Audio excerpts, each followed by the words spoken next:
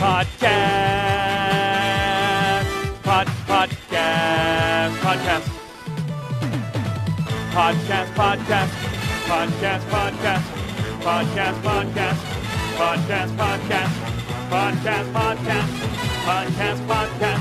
Podcast. Podcast. Podcast. Podcast. Podcast.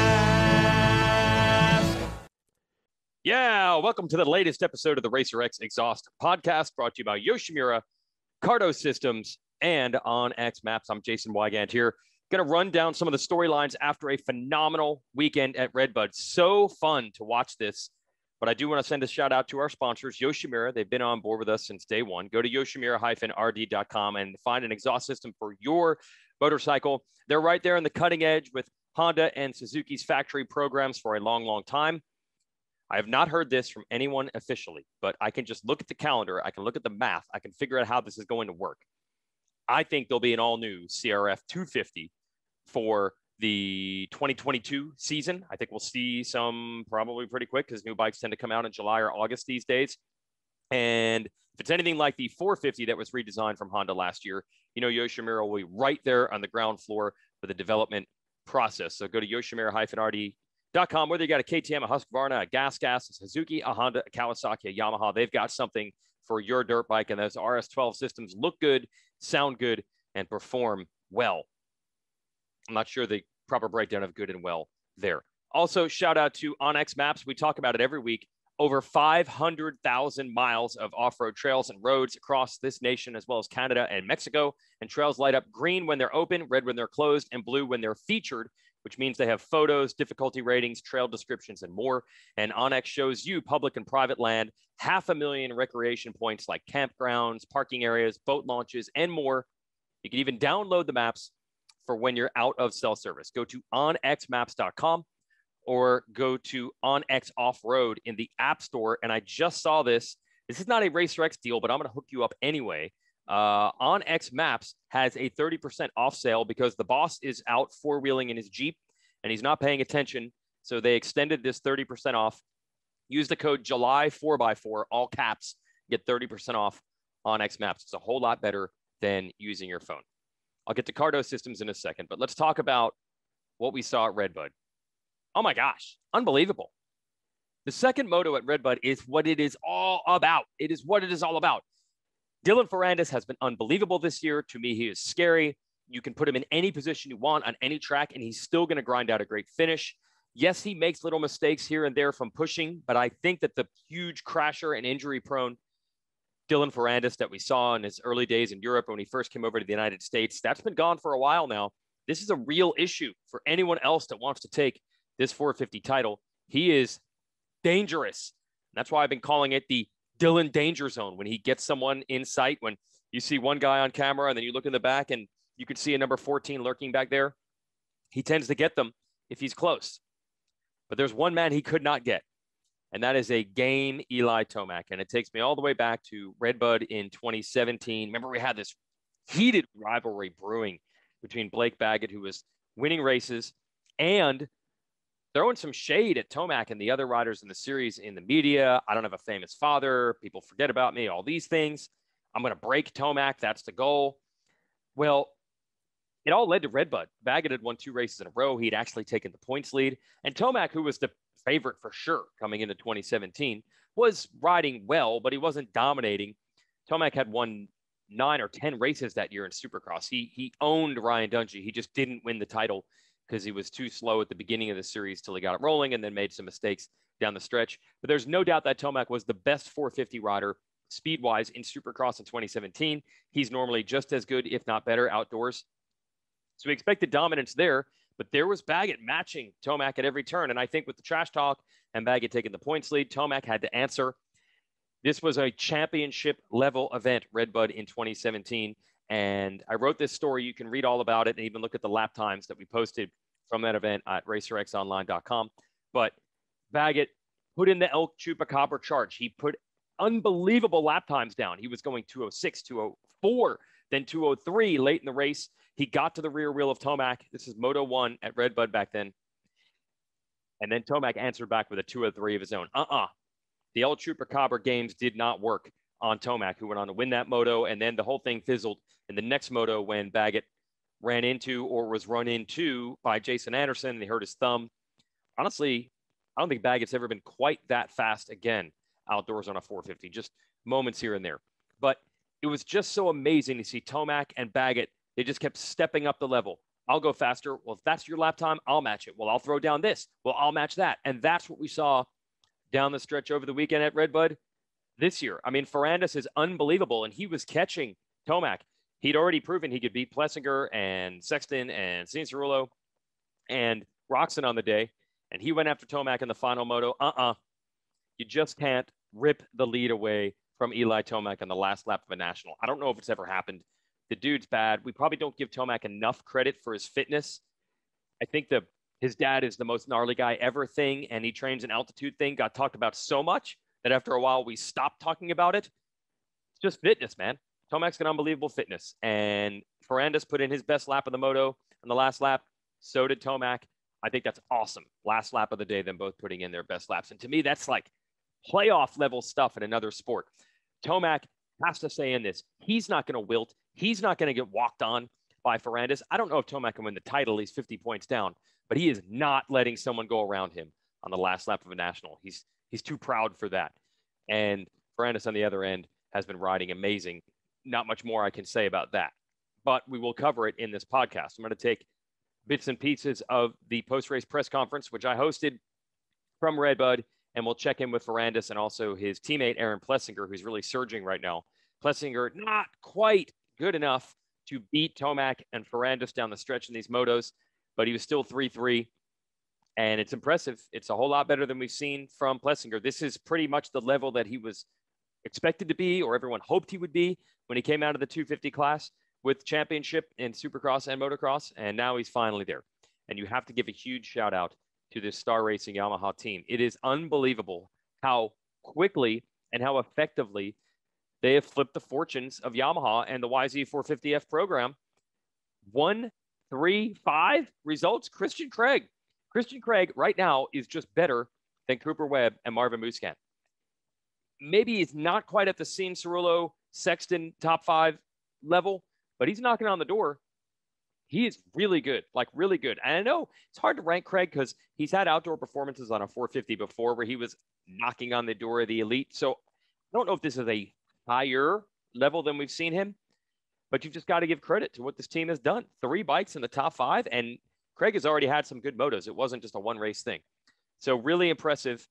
Talk about that more in a moment, but I do want to send this shout out to Cardo Systems. We talk about the Pack Talk communication system.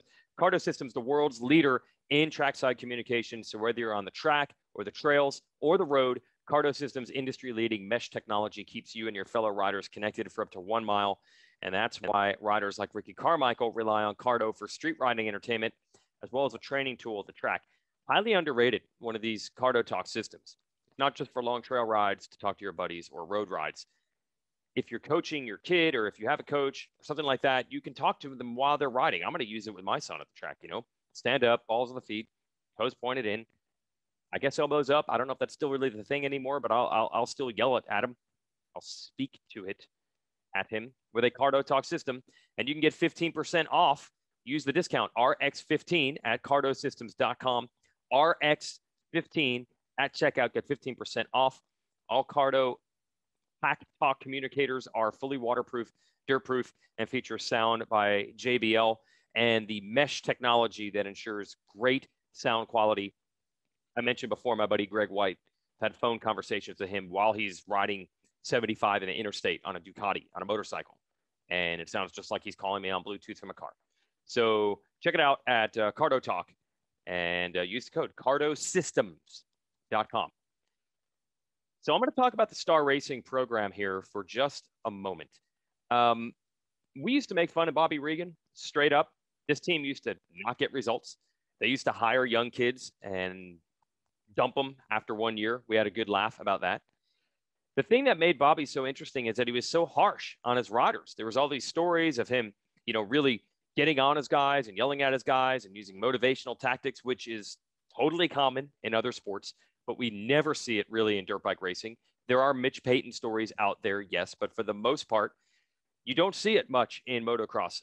And the reason why is because most of the riders say, you know, the more relaxed I am, the more fun I have, the less pressure I put on myself, the better I ride. And I think teams know that too. If you put the pressure on them, they usually perform worse. That's what the guys talk about, just ride my own race and I just want to have fun and all that stuff. Well, Bobby was definitely against that grain. Really hard to argue with the results now. This has been going on since 2014. And we never know quite what the percentage of star racing versus the YZ250F is. Because the moment the good YZ250F showed up, that's when they started winning with Martin and then Cooper. And then it just has gone on and on. But it's been a long time now. But we're starting to take the bike thing out of the equation because I don't think anyone says that the YZ450F is an unfair advantage. But here they are. They're going to go 1-2 in a moto at some point, probably with Ferrandis and Plessinger. It could happen as quickly as this weekend. They have completely turned the fortunes around.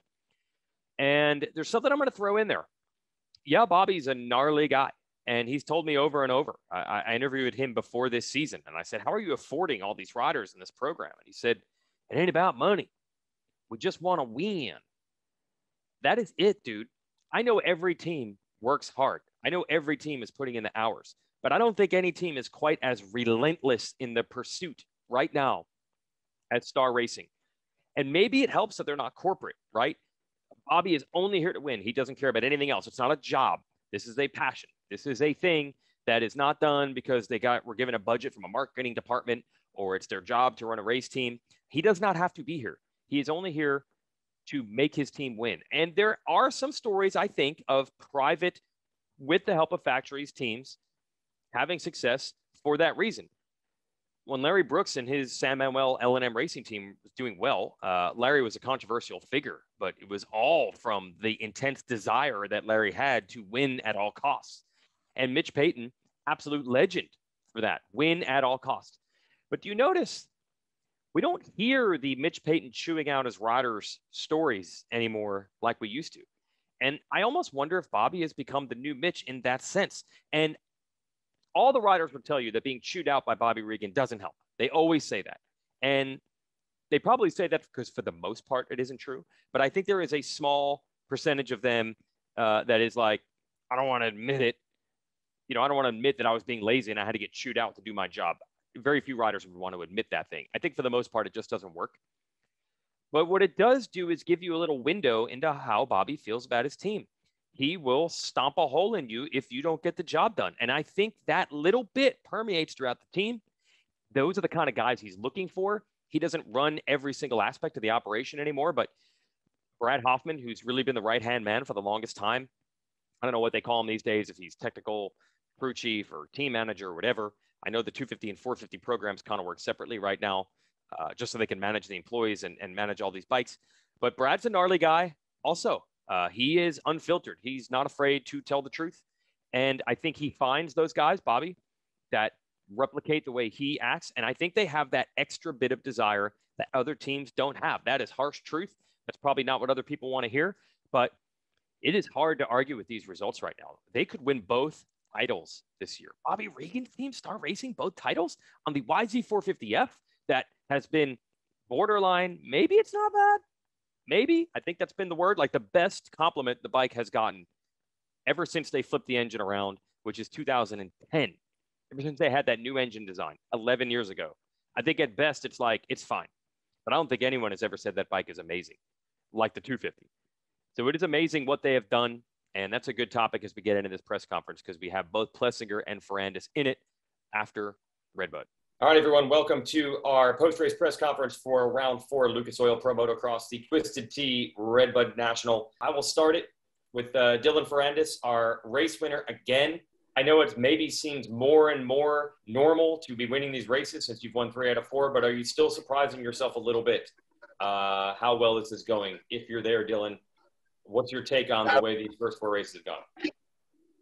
Yeah, I'm here. I'm on the road, so maybe I don't know about the service, but yeah, right now I hear you well. I mean, yeah, I was surprised. Like, you never.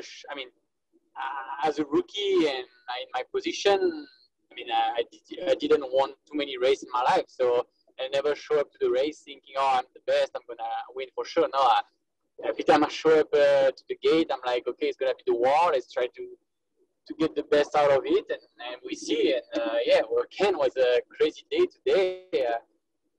I don't know. I felt good all day on and off the bike, and I just gave everything in both moto and tried to make the difference in the line. And I think first moto, for example, jumping the lateral slip was key, and I was seeing the guy in front of me not jumping in, so I was surprised. And yes, stuff like that. Trying to be smart, trying to don't give up until the end, and it paid off right now, and I'm really happy.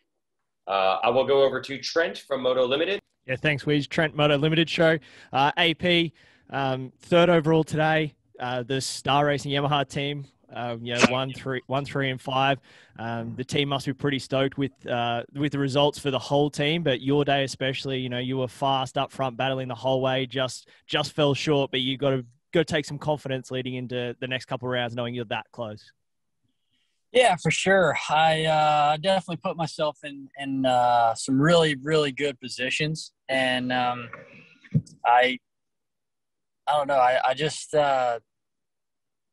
think the first moto I kind of pumped up a little bit being out front. And then Kenny got by me, and then I kind of found my groove. And then obviously Dylan came ripping up behind us and, gave us the business. But the second moto, same thing happened. I was battling with Eli, and I put myself in really, really good positions, but I just never really capitalized on it, and never really could get the job done for the win. But I'm happy with my riding. I'm really stoked on the way it's going, especially for missing outdoors last year and then coming out here and being third in the points. And yeah, I'm stoked on it. I'm gonna keep charging, keep doing what I can do, and hopefully one of these times it plays in my direction and I get one of these overalls. Yeah, awesome job, man. Best post-race interviews too. Thank you. Next, we will go to Revista Moto. Hey, Dylan, can you talk about what you worked on in Florida and what you gained from staying in Florida versus California this past 2 weeks? Didn't work on anything crazy, just get used to the humidity, learn the new track, and just keep the same routine as in California. I kind of felt like, especially this morning, like riding at RedBud without the humidity compared to Florida was just so much easier. And so I felt like I was more. It was easier to push, it demand less. The demand on my body was less hard, and I could push more. So that was funny. But no, Florida, we do the same thing. The facility over there is really good, and the dirt's so good that we can really build the ruts and build the bumps lap after lap compared to California where it's more hardpack. So no, I don't do anything different. Just same program, just on a different track and a different location. Thank you. Dark Side, we'll go to you next. AP, I'm going to ask you something you probably won't give us an answer, but the contract stuff going on, does that affect you, day to day when you're at the race? Are you able to put that aside? And can you give us any idea of what's going on with that? I don't really let it affect me. The way I think of it is people want me for what I have been doing. So if I bring it to race day and I let it affect that stuff, it's not gonna be good. So I just it's in the back of my mind for sure. But as far as letting it affect what I do day to day, it doesn't. I just let it play out how it's going to play out, and I'm not really sure. I wish I could say more on it, but it's a waiting game, and I'm just in the middle. I haven't heard too much, and I've just been trying trying to mind my own and not really pay attention to it too much, and just put the work in when I need to. Let me just check back in here with a little reaction to that news from Plessinger. Yeah, we've heard it all, right? He's going to Red Bull KTM. Then we heard that maybe Yamaha would match the offer. And again, let me go back to that Bobby Regan thing. There were a lot of factory contracts where teams can match the offer, and they virtually never do it. The general philosophy in the pits is if they don't want to ride here, we don't want them to ride here. It's probably not going to work anyway. This Star Racing team, they are aggressive in the market. They have a couple techniques they use. This one is classic. Well, they'll approach a rider with a not high-end money offer and then say you got 24 hours to sign it or we're moving on. And sometimes that makes riders, it forces their hand and it gets riders to sign for a little less. It's what they do. Sometimes it prevents riders from going to other teams because they're afraid the deadline is going to pass. I think that's what worked with Jeremy Martin. He could have taken a few more days to look at an offer from Mitch Payton for this year. But Star's like, sign it now. And he did. I think that's how they got Malcolm Stewart also. That's one thing. And then second, I think this team is not afraid to match. If they have a free agent, they don't want him to leave. We heard about all the controversy last year about them maybe clinging to Barsha and keeping him on Yamaha. He eventually did go. That weirdo situation where they brought Nate Thrasher on, who came over from KTM. I don't think it's over, the KTM opportunity with Plessinger. He might still end up riding there anyway, but the fact that he didn't just walk without a fight from Star, again, shows you the way Bobby and his team works. They are aggressive, man. There are unwritten rules that they are not reading, and they're definitely not writing. They're just saying, if your contract says we can match, we can match. If you don't want to go, we're going to make you stay. And for Plessinger, it's got to be a tough decision because things are really coming around right now. Although I think everybody's wondering, how could they pay? Plessinger's stock is going up highly, right? We already know they've signed Tomac for next year. That's not cheap. And Ferrandis, I'm sure his deal wasn't cheap either. Can they really afford all three of those? Maybe Plessinger just makes more with the KTM offer. So that's something interesting. All right, let's get back to the press conference. Alex Gobert, we'll go to you with our next question.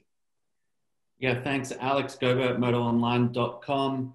This one's for Dylan. What goes through your mind when, like in Moto2, when you were behind Kenny and he went down, your title rival? What's the mindset at that point? First, I was scary a little bit. It was a big crash, and then it took me 2 laps, I think, to. I was like, there's no opportunity to gain some points, so I need to make no mistake, and I don't know. I was a little bit, in between, like. I wanted to charge, but I couldn't really. And also the pace we had during the first part of the motor was so strong that I just need like a couple laps to recover a little bit before charging for the end. And it was difficult. Like you never want to see your rivals down. And I was surprised because Ken doesn't really crash really often like this. And it took me 2 laps to get back in the mindset of trying to win the race. Yeah, thanks, Colin Brower at the Racer X. Aaron, in the second moto at High Point 2 weeks ago, you got the whole shot, and I think you had said like you thought it was go time and you were going to be able to run up front, and it kind of fell back a little bit. So how satisfying today was it to turn 2 good starts into basically running up front all day long? Yeah, it was great, man. I was real disappointed at High Point. I don't really know what went on. Maybe I wasn't really right in the head, but I definitely put it together today and kept it up front. I wish I wouldn't have let them guys pass me, but it plays out how it plays out, and at least I'm ripping up front with these guys and getting the speed back down, and I think it's only a matter of time before I can get a whole shot and lead a whole moto. So I'm waiting on that. I'm gonna put my homework, or I'm gonna put myself to work this week, and hopefully we can do it at Southwick. But I'm stoked on it. Next, we will go to Nick from Moto Limited. Nick, go ahead. Thanks, Wedge. Nick still Moto Limited. Hey, let's keep it with AP. AP, before the broadcast today, you sort of alluded to your settings were a little bit off in the previous weeks, and there were a few changes made. What were the changes made to the motorcycle? Because whatever it did, it looked like it worked. Just a few suspension changes. Nothing huge. It was I always say we're, just a couple clicks away from greatness. And, I think I tried to find something at High Point that wasn't really there. And it just didn't really work out. So I told myself this weekend I was not changing the bike. I'm going to ride it how it was. And I think we only changed maybe 1 or 2 clickers, and it worked out. The bike was working awesome all day. And, the team's really, really done a number with this bike. It's unreal. Fantastic to hear. And probably for the last time today, can you give us a RedBud? RedBud, woo! My voice is gone. Yeah. Thanks, AP. Cheers. For AP, your form and everything, the results and all that is obviously really, really strong. And your character, the person that you are off the track is super popular right now. So how much do they go hand in hand? Like, as the results and the forms there, does that give you more confidence just to be yourself? Yeah, I definitely think so. The results, I mean, obviously if they're bad, you're not going to really express your feelings, or, I mean, they might be bad feelings, but when you're doing good, you can just kind of relax and know you're going to do good. And for me, that's just being myself and just hanging out, having a good time, having fun, and interacting with the fans as much as I can. They're great, and I'm glad they're back. Yeah, awesome. Good to see. Yeah, and a related question. So Anthony Tensoda sent me his question so I can ask for him. I'll actually ask for both of you guys. Dylan, I'll go to you first. Is it starting to feel like pre-pandemic motocross with the fans and going to the podium here at the last 2 races? What pandemic? Yeah. Does it feel more like the racing used to feel like? Yeah, for sure. Like, I feel like it's done. Like, and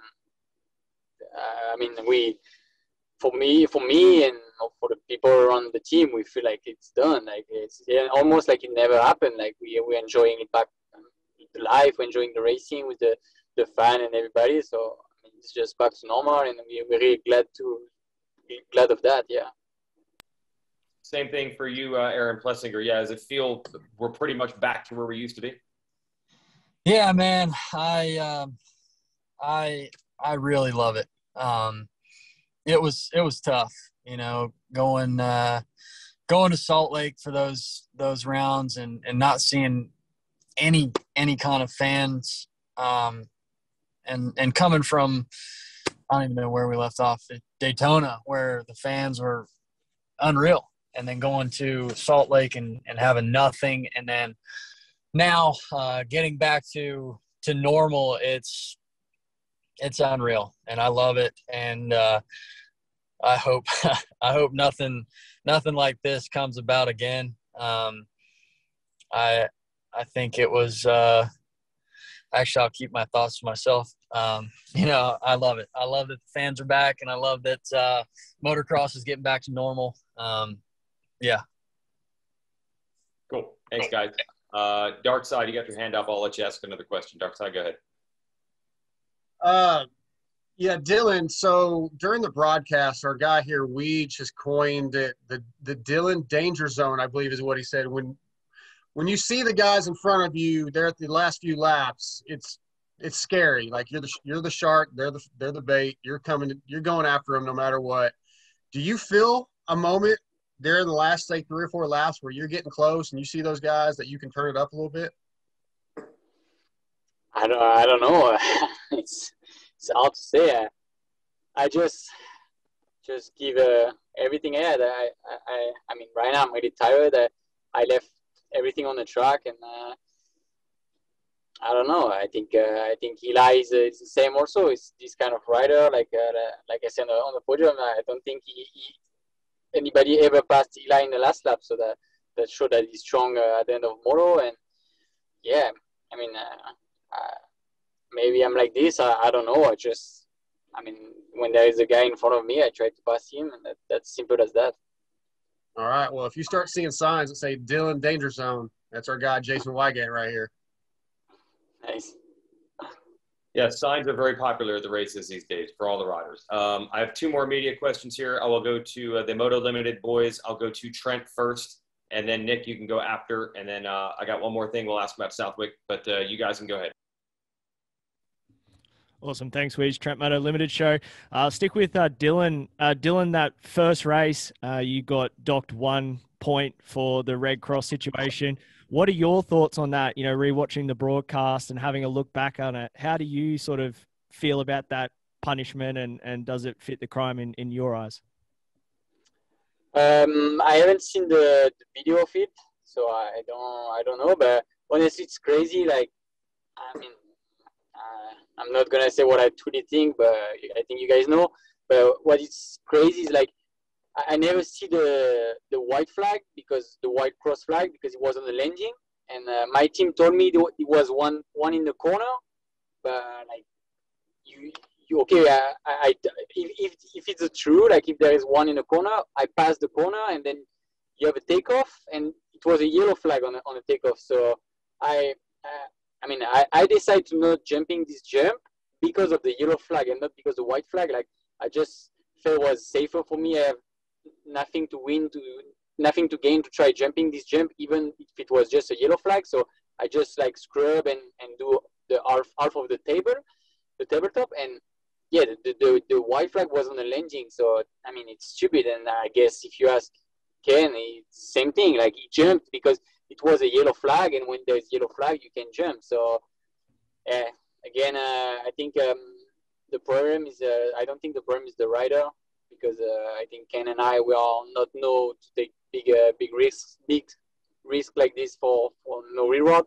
I think the problem is where they put the flagger. So if the AMA want to talk with me about this, there is no problem. I welcome them to come and ask me what we can do better for this situation. But yeah, I just think like it's not really nice. Like, it's not gonna make a big difference for me, but maybe for Ken, like 1 point, you never know. And it's just a little sad to have to get docked point in the championship. We're chasing this point so hard that, you know, as a rider, you never like this situation. And like I say, I never want to take risk to try a jump on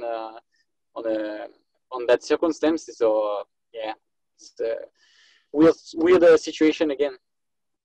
All right, take another time out, another break here of the podcast. Subscribe to Racer X. First of all, we do great stuff at Racer X Online. Like I said, you can read that story about Baggett and Tomac in 2017 and how similar it is to Ferrandis and Tomac in 2021. That's racerxonline.com. And then subscribe to the magazine. We give you all the magazine stories that are different on the website, but we put them on the website. But you have to pay for a subscription to be able to read them. It's only $30 a year. We give you 12 issues in the mail and the access to everything also online. So you can still read it on your phone, whichever way you prefer. Only $30 for the year. And super popular, we've got the Ethica underwear offer. Yes, Ethica underwear, which would definitely round out those $30 worth of charges that we're going to give you. So check it out. Go to racerxonline.com/Weege and subscribe and give me the credit for it. Now, one other topic I want to talk about here. This is what makes Ferrandis so dangerous. So you've got the Bobby Regan situation that I've already talked about, where the guys take no prisoners, win at all costs. I don't care about anything else but winning. I don't even care about profit and loss of my race team. I just want to win. And if I have to yell at people, if I have to be unpopular, if it makes people uncomfortable, if Weege and his buddies are going to make fun of me on a podcast, it doesn't bother me one bit. He tells me it makes him laugh. He doesn't care. Then you have Ferrandis, who also does not care about anything. He cares about racing and his results and not a single other thing. Nothing caught my attention or raised my antenna to Ferrandis' potential more than last year.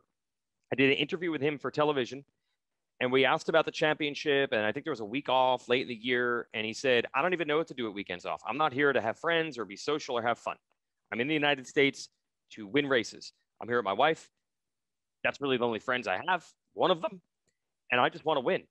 And again, I do feel like everybody trains hard and everybody tries hard, but is everybody as singularly focused as Dylan Ferrandis, who is saying, I am living in this country with only one thing in mind, winning races. I do not care about having fun, or hanging out, or doing anything else. I think that's partially what gives him that little extra desire during the week. And then you see that little bit of extra desire in the races. So we have another example of that coming up here when he's asked about the fan response. Remember, Dylan was hated last year when he ran into Christian Craig. See the photo behind me? If you're watching on YouTube.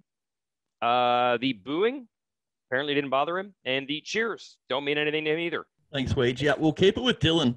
Dylan, you were asked this question in a show this week, but sort of just following up on it, is winning RedBud today, a lot of fans there, a lot of people chanting for you. Does that make you feel a little bit more comfortable with being accepted by American fans following the incidents in the past? That's got to feel a little bit cool after being there today and experiencing that. Yes and no. Like I said before, don't really, it doesn't really affect me if I'm like it or not. It's not really important for me. And there was still some people on the podium that booing me. So, I mean, I thought it's funny. But, yeah, it's not really important. I like when the crowd is cheering when we battle with other riders. That's what I like. Like when we get the crowd crazy when we had a nice battle, like in Moto 1 between Ken, Aaron, and I. That was really fun. But, yeah. If the fans are cheering for me or for someone else, or if they don't like me, it's not really, really important.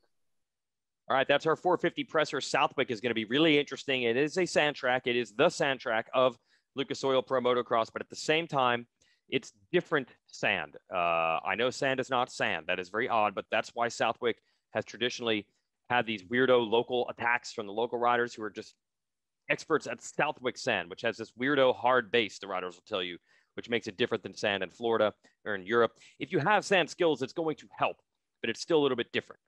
Tomac has been unbelievable at this race in the past. I'm really looking forward to a big tussle between he and Ferrandis if he can get some momentum going. Obviously, Roxon's good on most tracks. Really curious here. I don't feel like Roxon's had a letdown as far as his performance physically or anything like that, but he has been off the podium overall the last two races, just kind of the way the math worked out. And he had a couple crashes, had a tip over at High Point, and a pretty big one at RedBud. So the question is, are those just two crashes and just odds are you're going to have them? Or is this a sign that Roxon is riding the edge, trying to match Ferrandis? You know, Roxon came into this series not even talking about title, but he's been around a while. If he's running the red plate and he's running races and he's right there in the standings, he's not rolling over for people. He's going to try. Oh, wait, hold on. Everybody's going to say he rolled over for Cooper in Supercross. But the point is he cared. We all know that it bummed him out. We all know that he wanted to win. So maybe that's the sign that Roxon's just riding out of his comfort zone to try to match this guy. So we'll see if he can ride in his comfort zone, not crash, and get some points back and maybe even win at Southwick. I'm looking forward to it. But real quick, let's talk 250 class. RJ Hampshire took the win at RedBud. He was the fastest rider there by far. 3 crashes, still wins the overall with 2-2. Should have won the first moto. He caught Jett Lawrence a bunch of times after the crashes. Should have won the first moto. He passed Justin Cooper and pulled away. Then he crashed again. And I think the skills that RJ has lend themselves just as well to Southwick. He's loose on the motorcycle. He doesn't care where he puts it. He's just going to hold it wide. And I don't know if that works on the rutted technical precision type tracks, but in high-speed sandy type conditions like we saw at RedBud, and we'll see even more so at Southwick. And he's got a jolt of confidence. RJ could be really hard to stop this weekend. So a real quick check-in here with RJ Hampshire and Jett Lawrence, who were on the podium at RedBud. RJ, was revenge on the mind? You seem so determined today. You usually are, but was there a little bit of extra because you've ridden so well this year and the results haven't been there? Did that give you even more fire because it looked like you were really going for it today? Yeah, I mean, that's kind of been the whole story. I don't think I've really lacked the effort or even the speed.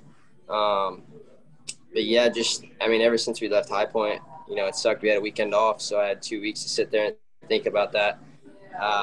And man, just each day out, I was like, man, I got to be the fastest guy right now. Like, just try to mentally, I don't know. I mean, it's a tough spot to be in whenever you have the speed and you're doing the work, and then the results really weren't there. So yeah, I mean, today was definitely special. I had a chip on my shoulder, to say the least, where, man, I was gonna let it go. And, you know, being sick during the week, I mean, yeah, I do crash a lot no matter what, but man, it was a little bit extra today. I was just so weak on the bike, and those 3 crashes that I had, I just whenever the front wheel got out of the rut, I just couldn't even almost save it. I just had to kind of fall with it. But yeah, I mean, awesome day, and pretty stoked for the whole team. Yeah, thanks. Kellen Brower here with RacerX. I'll go to RJ first. Talking about being sick during the week, how much did that kind of hamper your preparation coming into this weekend? And did you still feel like you had this in you today when you woke up this morning? Man, honestly, I wasn't sure at all.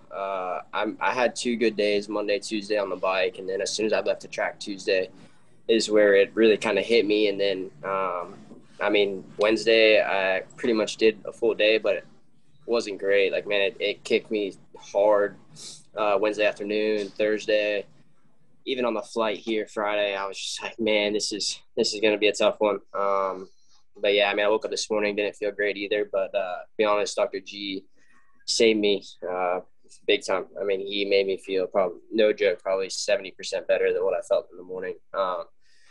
So yeah, G gets a lot of credit for today. Thanks. Next, we'll go to Trent. Yeah, Trent, Moto Limited show. I go to Jett. Jett, Moto 1, you got the win, but you weren't happy with the ride and the bike setup. And then Moto 2, you had that massive charge from behind. Safe to say, pretty tough day in the office for you, but you'll take 3rd overall in the for the day. Yeah, the bike setting in the first one just wasn't good at all. I couldn't charge at all. I had RJ, he was charging it. And if he called me, I didn't really have any ammo to fight because the bike was just handling terrible. And it felt like if I went and pushed, I would have KO'd myself somewhere. So I was pretty limited in that one. The second one, we fixed the bike. Bike was working way better, but just didn't give myself a very good run at all with winning or even getting into podium position. But I think that's been I came from 37th to 6th, so I think it's pretty good. That I think I made definitely a lot of passes, maybe the most passes of the day with that. But no, I think if you look at the result, yeah, it sucks. I lost 3 points, but hey, you got to look at the positive. It was a strong ride, I felt like, and there's not many other people I feel like in this class that could do that. So yeah,